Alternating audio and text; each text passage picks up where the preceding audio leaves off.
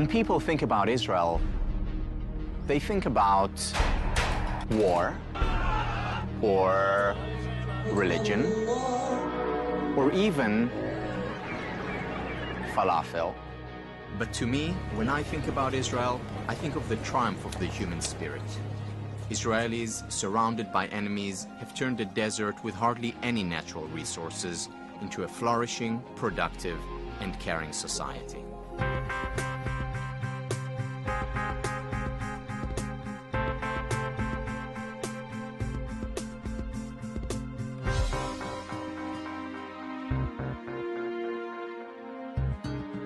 My name is Tal Ben-Shahar, and although I was born and bred in Israel, I spent much of my life living and working abroad. Working in Asia, studying in the US and the UK, and touring the world playing professional squash. I received my PhD from Harvard, and after completing my studies, I went on to teach there. He teaches Harvard University's most popular class, Positive Psychology. Please welcome to the show, Tal Ben-Shahar. Tal? Hello, sir. It was very exciting to know that what I was thinking about, writing about, and teaching was having an impact. In spite of all this, I decided to move back to Israel. The main reason for this move, I would say, is family.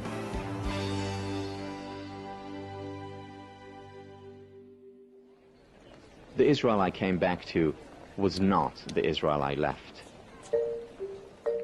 I was amazed at what happened here during the 14 years I was away. Israel had transformed. Israel had not only joined the 21st century, in many ways it was now leading the way. When you look at the NASDAQ, companies are listed from around the world. There's one country, though, that truly stands out, and that is Israel. And Israel is the fastest growing, one of the most dynamic, entrepreneurial, and innovation-based economies on the planet. The sky is the limit for inventors in Israel. Israel has been a remarkable achiever in terms of technological innovation. Israel has developed some of the world's leading technology. Even if you don't live in Israel, chances are you have something that was made here. If you just look at it on a daily basis, how much stuff do you use in your daily life that has its origins in Israel? It's rather remarkable. Many of the microprocessors invented by Intel were designed in Israel. Nowhere in the world outside of Silicon Valley will you find more technology startups. People come from all over the world to look for Israeli technology. Warren Buffett shelled out more than $4 billion for Iskar Metalworking, the largest purchase the legendary investor has made outside the United States. I understand that their facilities are incredible, but I would expect that. Intel developed here.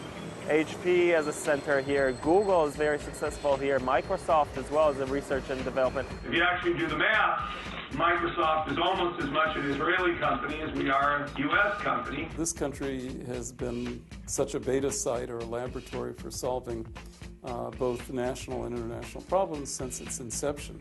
The technology coming out of Israel is being used to connect the world, green the planet, save lives, and have fun. Wow. Wow. For instance, Kinect lets me use my body as the controller. This very cool technology was developed in Israel and then bought by Microsoft. The workout. In a way, Israel is known to everybody as a center of innovation, as a place where you can find more innovation than anywhere else in the world per capita. If you look at countries that are represented in these stock exchanges, the ranking today is #1, of course, the United States. #2 is China, and #3 is Israel. The US, China, Israel. Looking at our size, how is it that Israel, with its 7 million people, has the 3rd largest group of companies traded in New York? This is an amazing fact for a tiny country to actually eclipse all the nations of Europe in the creativity of its entrepreneurial leadership. The resilience of Israelis to bounce back even stronger from these adversities has also helped generate incredible innovation that is helping address some of the world's most challenging problems. We were living here in the middle of the desert. We really had no choice. We had to come with something in order to farm in this area. If you look at just about every Israeli home, school, park, or farm, you'll notice something interesting. An innovative idea that makes the most of Israel's very limited water supply: drip irrigation. People think that this is just a plain hose with a hole in it. This is not the case. Behind each hole there's this very sophisticated dripper that is pressure compensated, that is self-cleaning, that has filters in it. There's a lot of technology and research and development and innovation, so it's certainly not just a hole in a pipe. With drip irrigation, farmers can grow 40% more crops by using only half the regular amount of water.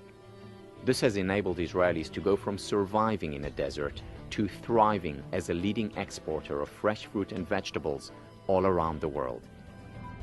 You know, when I travel and I see our irrigation systems in remote places, and I see how it helps people to grow more with less, I'm very proud of it.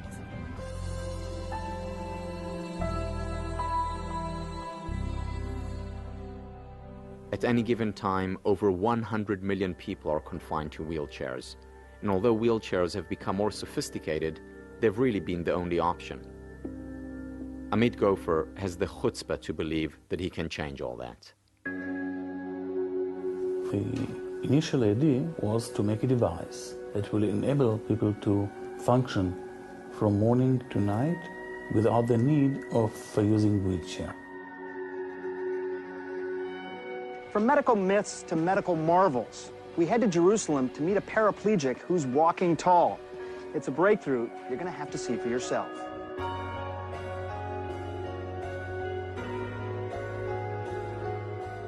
You are witnessing a miracle. The man you see standing up, walking, even climbing stairs, has been paralyzed for more than 20 years. And never I think about I walk. Only the dream I walk. When I see the impact of the device on a person, it gives me great pleasure. Oh, it's the greatest thing. Cruising down the hallway. Oh, it's awesome. It's like it's been the best thing since the accident.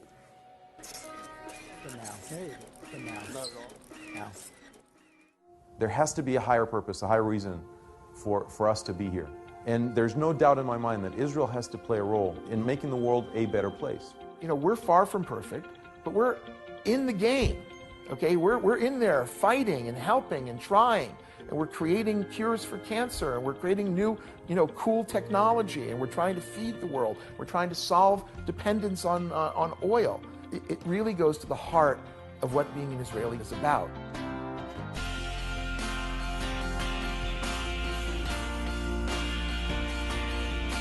This is what Israel is all about. And to be back here, to be able to share it all with my family, this is what life is all about.